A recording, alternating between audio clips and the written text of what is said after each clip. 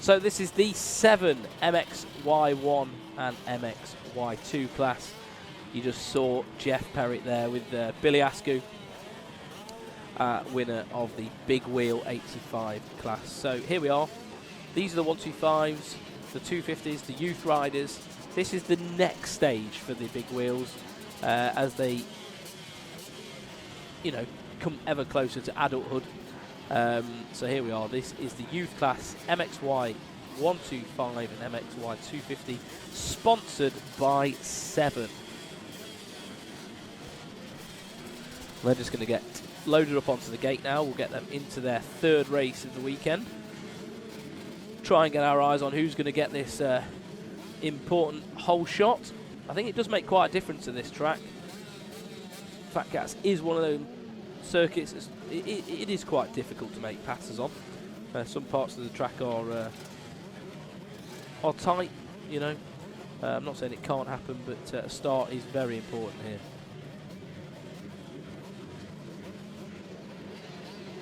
Green flag is up, and we'll have the 15-second board any moment now. There we are, 15 seconds. So riders are going to get themselves ready and engaged. That board will turn to 5 and the gate will drop at any moment in those 5 seconds. Here we are, look, heads are down. Who's going to get this start?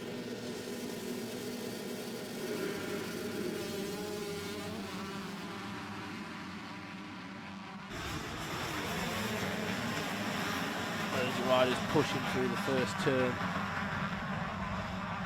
Just wait for us to get our eyes on them. They will cross the finish line,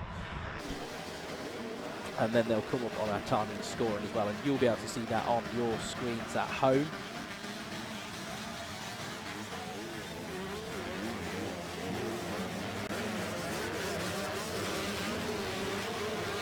So you can go Blake broadly in the 72. You just had on the screen there.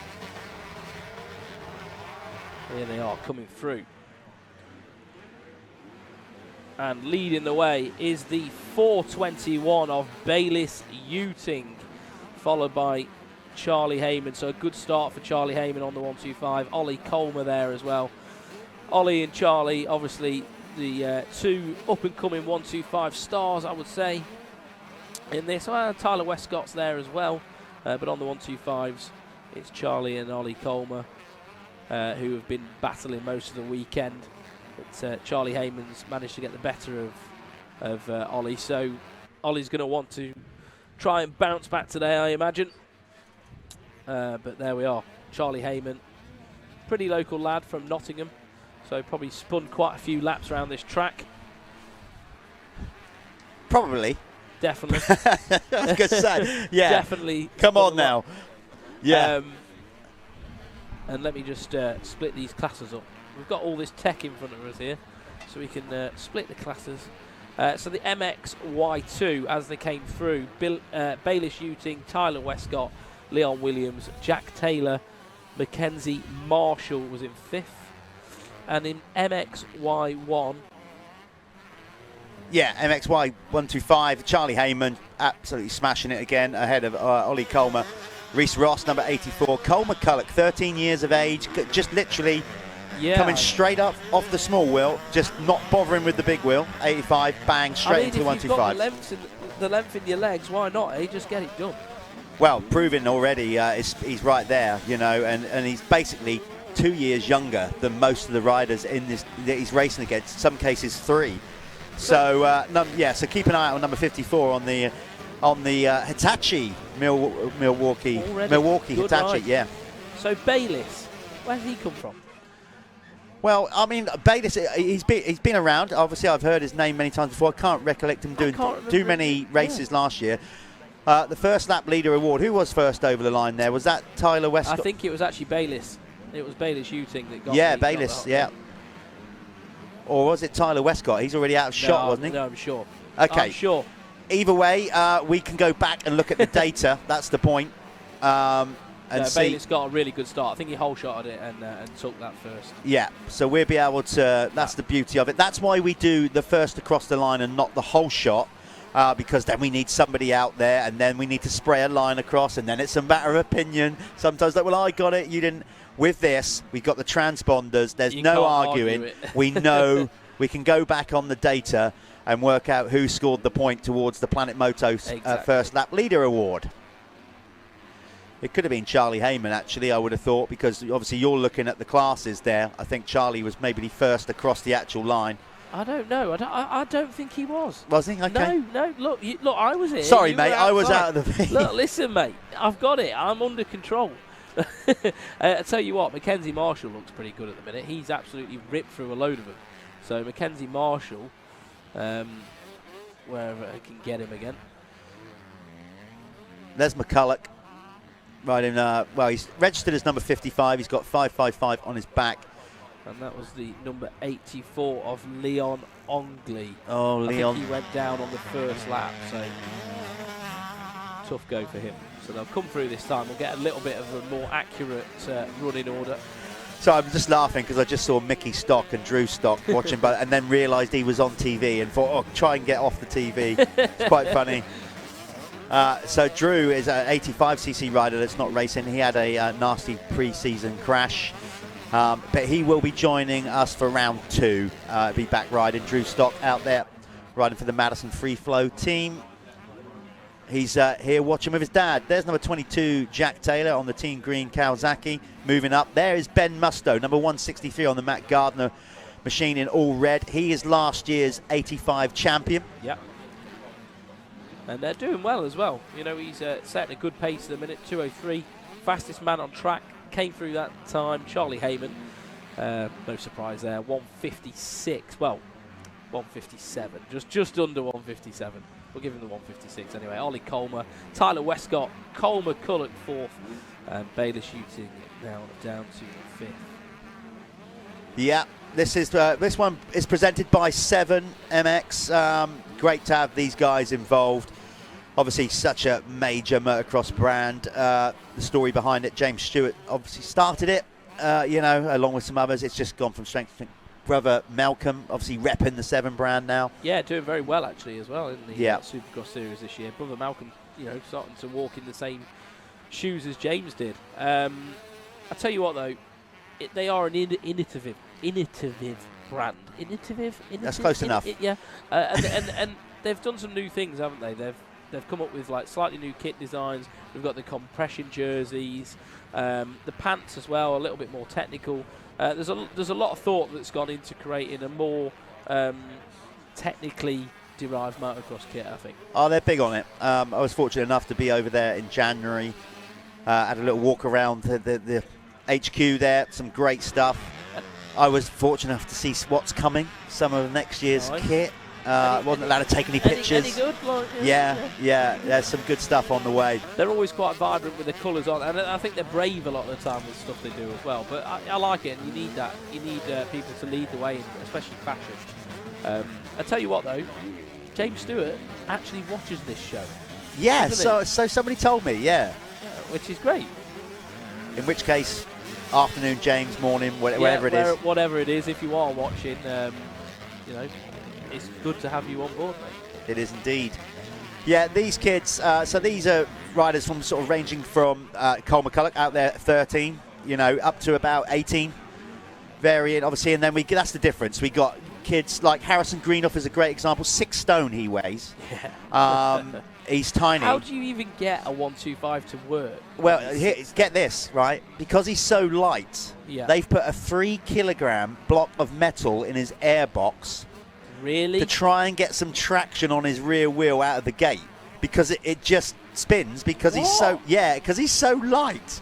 So they've actually weighted the bike to try and help him. That is absolutely mental. And then, I mean, I know even when you're sort of like 4 or 5 stone, it's hard to get an 85 to work right. Yeah, so that's what they do. That is insane. And then you got the likes of, let's say, Hudson Roper for Team Green. He's a lad. He's got a beard. He's got it going on. And so you got varying. Obviously, they're all go through different stages of puberty. Yeah, exactly that. We've all been there. We've all been teenagers. We know the score. But it just makes great racing as always. So this is a hotly contested class, and it's good to see. And they're still at the age where if you make a mistake and hurt yourself, you just have a few days off school.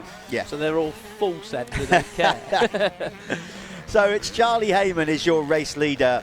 He is out there on the SJP Moto KTM. In second is Ollie Colmer on the GRT Impact machine. Then it's Tyler Westcott. Actually, I need to check Tyler's title sponsor. I know he is supported by the guys at Planet Moto. He is on screen right now, so if we can get a nice view of the side of his bike, it'd be good. Because they change a few things around. But like I said, for round 2, I promise we'll try and contact all the riders in the series and get as much information on them as possible. It's in their interest to do so. Carl McCulloch is currently in 4th in the race, but 3rd in the 125. So Tyler Westcott is your leading 250 rider at present, and we're following him around the track right now on screen. So regards to the 125s, it's Heyman, Colmer and McCulloch. The 250 category will be Westcott, Bayliss Utting, and then it would be Jack Taylor on the Team Green Kawasaki in 3rd. Same age category, 2 classes within a race, 125 and 250. But these guys, as I said, they make a decision, I guess, of what they want to ride, 125 or 250.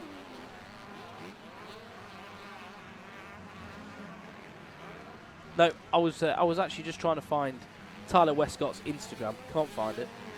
So he must have a dodgy name to try and pull up his sponsors. So, that is the importance, guys, of your social media. Make sure your name's very easily to find. Because I could have then, gave his sponsors a shout out. You could also say it's our lack of research. It is 100%. It's a bit of both. Our lack of research. I'm just trying to pass the blame onto somebody else. Well, we get it sorted for round 2. It's been a busy old run into the first round of the Michelin MX Nationals powered by Milwaukee. Let's just say that much. He might not even have Instagram, which would be great. I'm sure he has. Have Instagram, There's Ollie Colmer, that is seemingly now about 8 foot tall. He's always been leggy, obviously, even from the 65 days.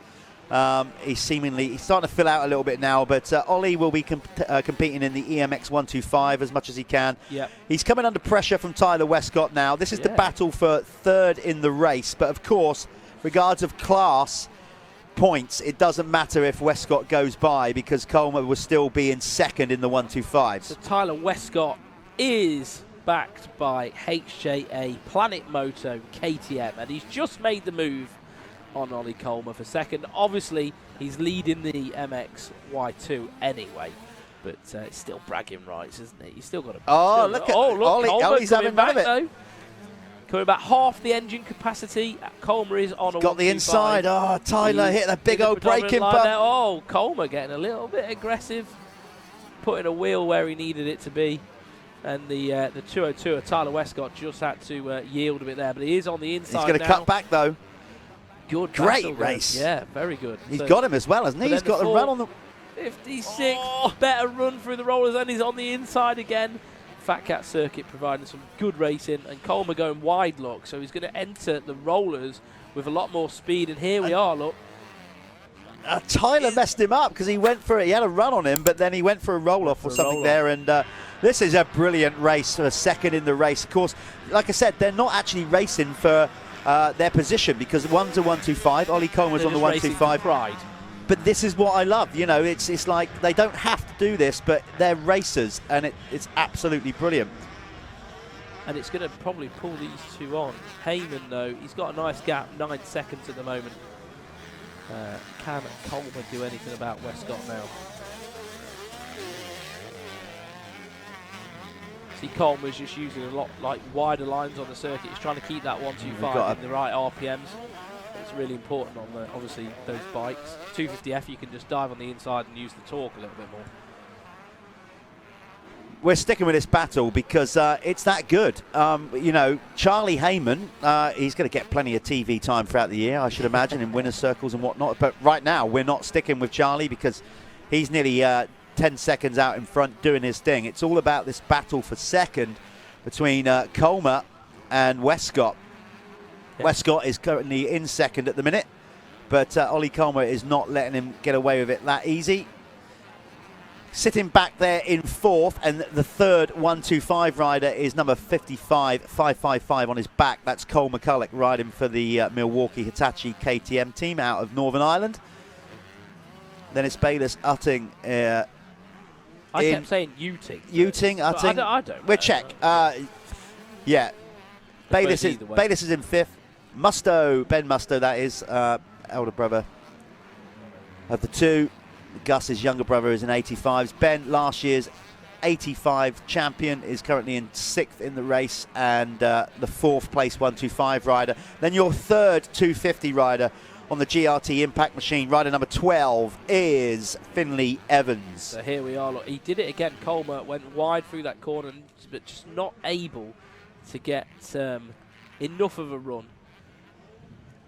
Great race though, because he's not been dropped. No, not at all. He is stuck with it. Colmer's sort of like waiting there, and he obviously knows that Heyman's out of the way. This is what he's got to do. It's more of a, I've got to show my speed sort of thing. You can't be letting people beat you, especially someone like Colmer. He's trying to prove that he is EMX ready. He's ready to go and fight on the bigger stage. He's got to be beating these boys in the 250s. Yeah, it's great for him. Yeah, he basically got to ride the wheels off that 125 all the time, and you could argue that's why it's a good thing to have the mixed classes. We're trying to find. There he is, race leader, going so quick our cameraman can't keep up with him. In this 7 gear as well. Yep. Yeah, looking very sharp. So he's changed his number to 422 this year, Charlie Heyman.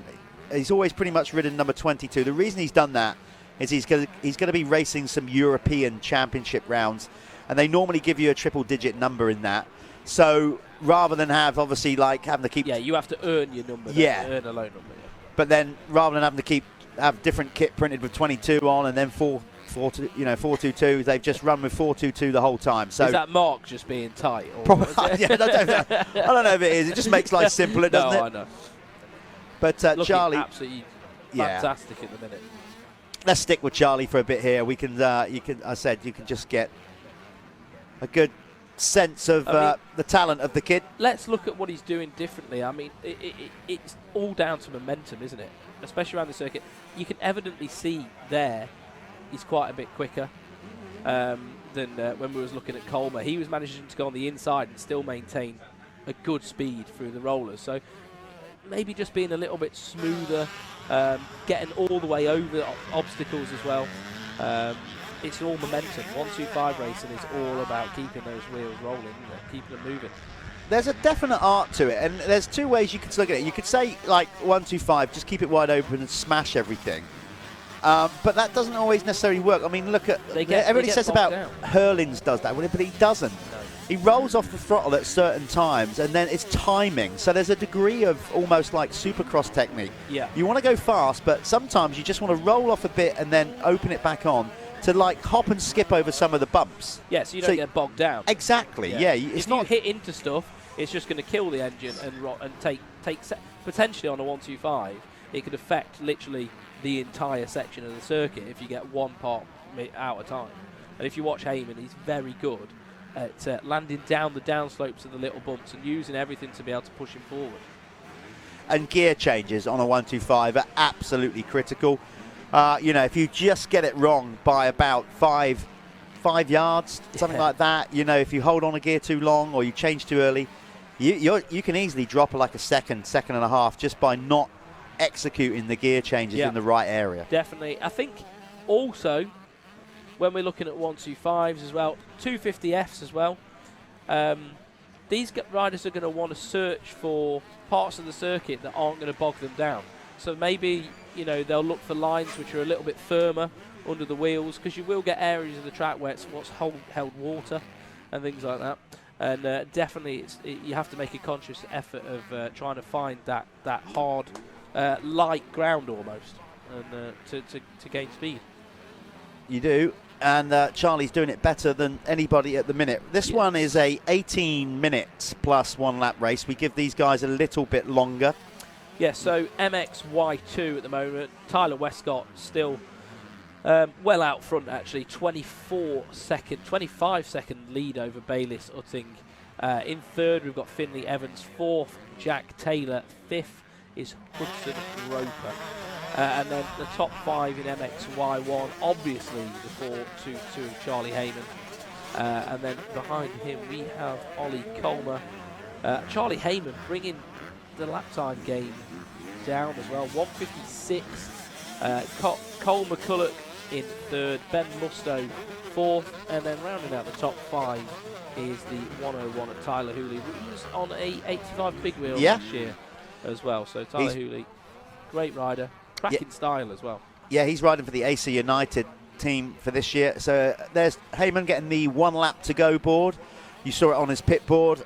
He'll be acutely aware of what's going on with his pit signals, but he's been at the front in enough races in his short career to know what it's like to lead from the front, race management. He's done this many times. He's got a 12-second gap back to Tyler Westcott. Westcott was actually faster on the last lap through, but he's obviously managing a gap back to Colmer as well. So all riders doing a great job of keeping those gaps at play. Yeah, so it's looking good for him. I guess it'll be your turn to jump out and go and have a chat with him if he remembers to come up to the winner's circle. Better go and do it now. No, 90 minutes past now, so I shall see you in a moment, Jeff. Yeah, so Callum's going to go down there and chat with these guys. Again, big shout out to 7 getting behind this MXY 125 and 250 class. Really appreciate their support. As we do with all our sponsors, Michelin, who, quite frankly, without their support since we started this series back in 2014, we wouldn't be where we are today. Milwaukee, Power Tools, but come on board a couple of years ago with the series and has just been great, fabulous to work with and are supporting us again for 2022. We've got Lifelines, a new sports nutrition brand. They are going to be the title sponsors of the Elite Fastest 40 racing, and then within that Fastest 40 race, of course, we've got the MX1 class and MX2 classes. The MX1 class is being brought to you this year by Liat, so we're really pumped to have Liat on board. Pico will be the title sponsors of the Elite MX2, so big up to them. And then we've got varying other brands, RFX, Beer, we've got Moto Verde doing their thing, sponsoring the amateur class. Sintal, who sponsors the 85, so a host of people that make it happen. Let's bring Charlie Heyman home.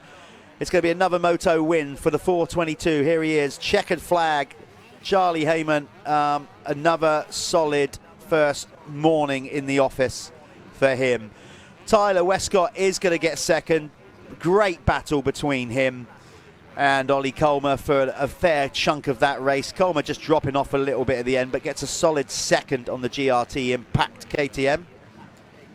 Let's go to an ad, and then we'll join Callum in the winner's circle.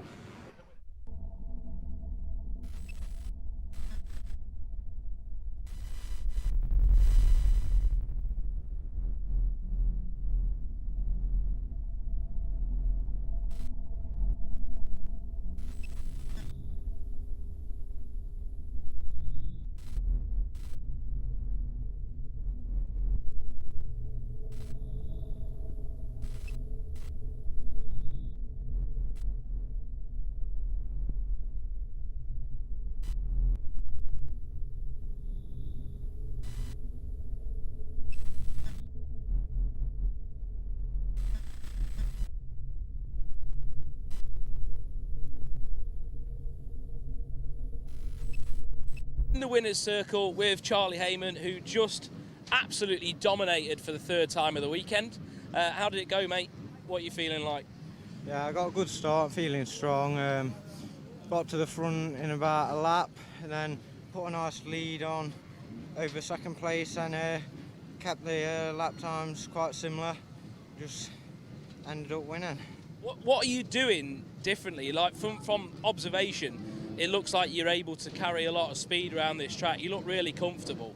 Is it a sand thing, or are you going to be able to take it into other rounds? Are you just feeling good on the bike at the minute? Yeah, I'm feeling good and strong, stronger than I've ever been. I think with the sand, you just got to keep on your toes, stood up the whole way. Don't let the arm pump bother you and just carry on stood up, else you'll just fade away at the end. Yeah, well done, mate. Well, you really did put on a good show then, and hopefully you can do it again in the next race.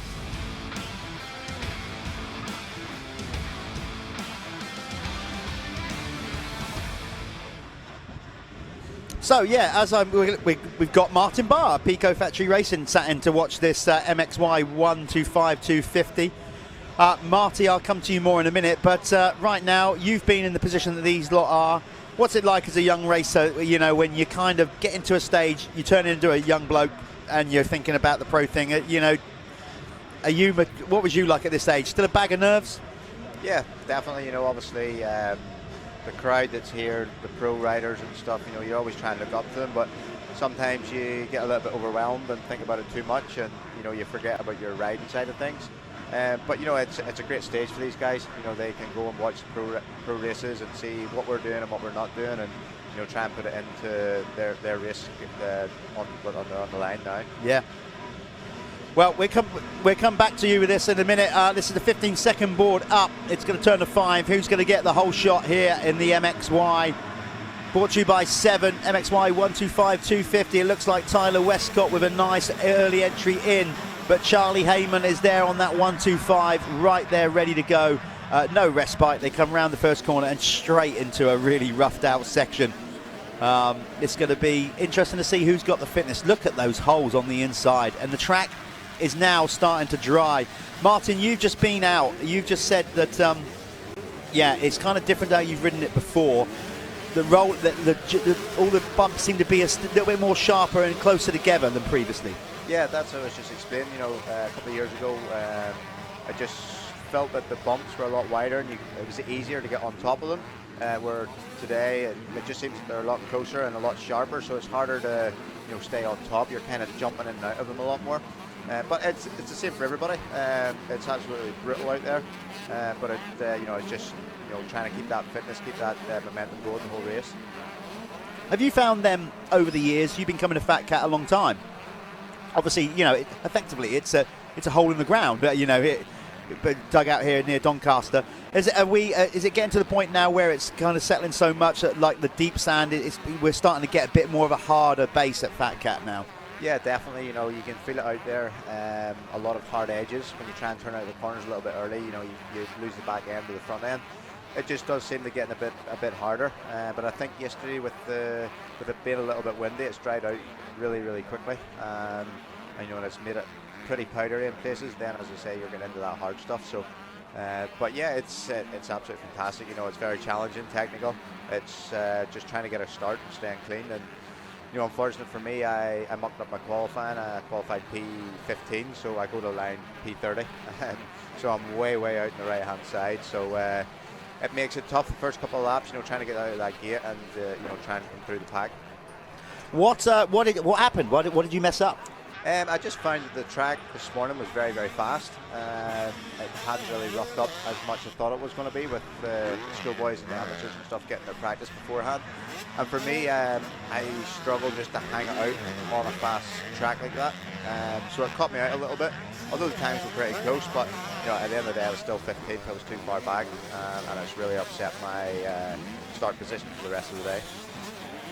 Okay, yeah. So you're gonna have to work out there. How do you feel about your performance in that opening moto? You know, as you sat here now, I mean, you only just done it, admittedly. You're still a bit red in the gills, I have to say, as fit as you are, sat here. You know, what's your assessment? How would you mark yourself on the opening moto, 1 to 10? What's the score report? Probably only about a 7. You know, once I got going, I wasn't so bad. Once I got a bit of a clear track, I moved my way up to 10th. In the Pro MX1 class, but I run out of tear off, so every time I got close to the Liam Knight in front of me, I just get filled in and then made a little mistake. But yeah, it's a long season. You know, I'm coming back from a little injury and stuff, and you know, it's just you just got to keep at it. You know, I'm not one to throw the towel in and just give up. I just tried to keep breathing and, you know, trying to just tick off them laps and try and keep the lap times as close as possible rather than dropping off too much. Not one. I love the saying you're not one to throw in the towel. Of course you're not. You're still riding. You know. I mean, how long? How many pro level? How long? Since 2004. Oh, I'm rubbish at maths. That's a long time. Let's just say that. So it's great to still see you out there hanging it out, Marty. Good stuff. Of course, Marty was in this class coming through varying classes coming up through youth motocross. Charlie Heyman is leading this 7 MXY 125 category. Westcott, Tyler Westcott in second. He's currently on your screen as TW. Obviously, that's just a glitch with entering with the timing. That is actually Tyler Westcott. The W means, I think, a wild card, meaning that he was a last-minute entry, but he's leading the MXY250 category. Then Cole McCulloch on the Milwaukee Hitachi machine. Now, I'm going to come to you about this because obviously Cole is from your neck of the woods, another rider, another of the Northern Ireland, conveyor belt of, because you guys, for a small little part of the UK, you definitely churn out some good talent. So you would have kept your eye on Cole from a real young age. Did you see it early on? Yeah, definitely. Cole's absolutely fantastic. Really good friends and a sponsor. His dad, Phil McCulloch with McGilligan MX Parc back home where we do a lot of riding. So I've seen Cole riding a fair bit, and his twin brother Robbie. He's just started riding again. But I always thought that Robbie had a bit more style about him. But Cole, he has that determination. You can see here he's just up out of the small wheels, and he's already running top 3 in the 125. So I remember speaking to Philip, the end of last year, and he was asking my opinion on what he thought, what way he should go, and I said 125 all day long, because if you're wanting to make it at Grand Prix level, especially the MX2 is now, you age out at 23. You have such a small career in MX2, so you've got to go now and get there. Yeah, and like you said, 13 years of age, and of course, Dad Phil has got a lot of experience as well, come through. So having a track to ride and whatever. What I'm saying is Cole's got all the elements in place, the right support around him, hasn't he? To with a lot of experience with the team he's now riding, of course. Everything to go, not wanting to dump too much pressure on him, but he's on track to go places. Basically, is what we're saying. Definitely, as you're saying, with the team he has behind him, the wealth of experience they have at top level. His dad as well, the next top rider, and what he's, the opportunity he's given Cole, and Cole grabbing it with 2 hands with the determination he has. It's definitely, you can see it's all working there at the minute. They know it's, that next level is very, very hard, but it's something they have to try and go forward with, and see where it takes them. Yeah, he's a super talented kid. He's still running there in third. So you're running order in the 7 MXY class. Let's go with 125, just do the top few. Charlie Heyman is not only leading the race, but leading the 125 category. In second position is Cole McCulloch in the 125s, having an absolute stormer on the Milwaukee Hitachi machine. Then on the GRT Impact machine, KTM, it's Ollie Comer for third. Then it's going to be back to Ben Musto on the Matt Gardner racing machine in fourth in the 125s. He's currently ninth in the race, ahead of Tyler Hooley on the ASA United Gas. In the MXY 250 category, Tyler Westcott is currently leading the way. He's out in front in that one, ahead of, it would be then Jack Taylor on the Team Green Kawasaki, currently in second then. In the 250 category, then it's Bayliss Utting is currently in third, number 421. Then it would be Leon Ongley, number 472, and then Finn Evans, number 12 on the GRT Impact machine. That's your top 5 in each class, but this kid has been dynamic. You'd have seen Charlie Heyman ride plenty. What do you like about him, Martin? He's just unbelievable on a bike. You can kind of see his style really stands out, but I think his line choice as well. Just how he's able to read a track and try different things rather than just being like other schoolboys just following the leader as such. He's definitely opens up the track and carries that speed well in the 125. Do you think modern track craft? Do you think it's an art that's been kind of lost a little bit? Is that like arguably with the 4-stroke? So as you ride a 4-stroke, a modern 4-stroke, you have more capability to kind of just stop, point and shoot, whereas you and I grew up riding 2-strokes. Do you think that makes a difference to also your track craft? Yeah, I think so, definitely. As you were saying, the 4-stroke, you just kind of point and twist it, and the speed's there, it kind of pulls you out of it. Where the 125 two-stroke, you know, you really have to work the bike and work the track and try and find those lines, smoother lines to carry the speed around the corners and stuff. So I definitely think it helps with the racecraft, and for them to take that forward for when the time comes to jump on a 4-stroke, you know, if they can carry that with them, you know, they'll make a massive difference. I think it certainly does. Here's this scrap for second. Cole McCulloch, 13 years of age, currently in second on that Milwaukee Hitachi machine. Fending off Ollie Coleman. Brilliant battle for second, not only in the race but in the 125 class. It looks like Ollie's just got the run there. Cole just hanging it up a little bit on the inside there. But, you know, we've been talking about it. He's 13 years of age. I think he's got 2 years on most of these kids in front of him. So to be up there straight away, moving up straight from the small wheel 85 class, let's not forget that. He's effectively just boycotted that and gone straight into the 125s. But you can see how brutal he is. And it looks like, obviously, he's quite leggy for obviously 13, but clearly not enough meat on his bones yet. But there's nothing you can do about that. You've got to wait and be patient for Mother Nature to get you where you need to get, right? Yeah, for sure. You know, once he starts getting a bit stronger and stuff, you can see there with Ollie, who's riding very, very well too. He's just that bit taller. He looks that little bit stronger on the bike. You know, it's been a long weekend for the riders. You can just see Cole maybe just hasn't got that strength there yet just to keep going, but you know, he's determined. He'll keep going. I bet if you keep him on his lap times, you know, he'll still try and stay consistent, but as you say, it's just Mother Nature, let it do its course, and once he gets a little bit older and, you know, a little bit stronger, will definitely come into his play. I have to say, Ollie Coleman looked absolutely immaculate round that sweeping corner. He did everything right there. He timed all those bumps perfectly. Looked really, really good, and you can see that's helping him out a little bit. Cole, I'm sure, 13, but plenty of got bike issue. Oh no! How gutting is that? He is absolutely devastated, and I can completely understand why, because he has been riding so good.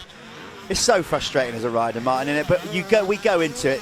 We know it's motorsport. We all know this can happen, but when it does, it is so frustrating, isn't it? Yeah, definitely, especially with such a brutal track. You know, you've been putting your heart into it all weekend, and he's had really solid results, and I think that race there has been his best start he's had all weekend. So, you know, to be running up in there in second, just behind Ollie, just after being passed, but, you know, for that bike problem, you know, it really has gotten, especially with the conditions being so hard and tough out there, you know, it does take its toll, but it's unfortunately, it's a downside of motocross. You know, any motorsport, problems can happen with the bike, and it just, you know, sometimes you got to take the rough with the smooth. Haven't you just? It is motorsport. It is savage. There's so many elements. You know, we call it a team sport, which of course it is, with all your team and personnel around you. But when you're out there on your own, it's not like Formula One and some of these other motorsports where you've got regular communication back to your pits. As soon as that crash helmet goes on and you go to that start line, your thoughts, everything, you are on your own other than a pit signal every lap. Yeah, there's a lot that goes through your head as a rider. It's a red flag incident anyway, so that race is going to stand. Do you know what? That could be whoever that rider is, I really hope they're not injured too badly. Obviously, but we've got an incident that's bad enough to stop the race. Now, with normal ruling, that should push him back up, because usually when it's a red flag, you go a count back to the lap before. So Cole McCulloch, where one rider's terrible misfortune, it might be his lucky day in that respect. I can't believe we're going to rerun. We're 12:52 into a 15-minute plus 1 lap moto, so I'm pretty confident that will stand. Let's just wait for confirmation. In the meantime, yeah, let's probably just go to a potential advert, and we'll chill out with that. And by the time we come back, we'll hopefully find out what's going on. See you in a bit.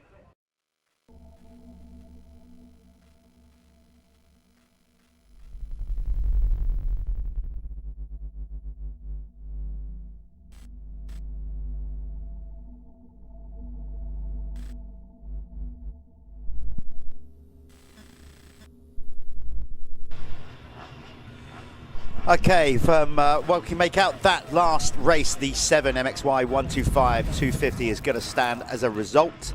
It will be counted back a lap. That's usually what happens. So Cole McCulloch might end up actually grabbing that 3rd place after all.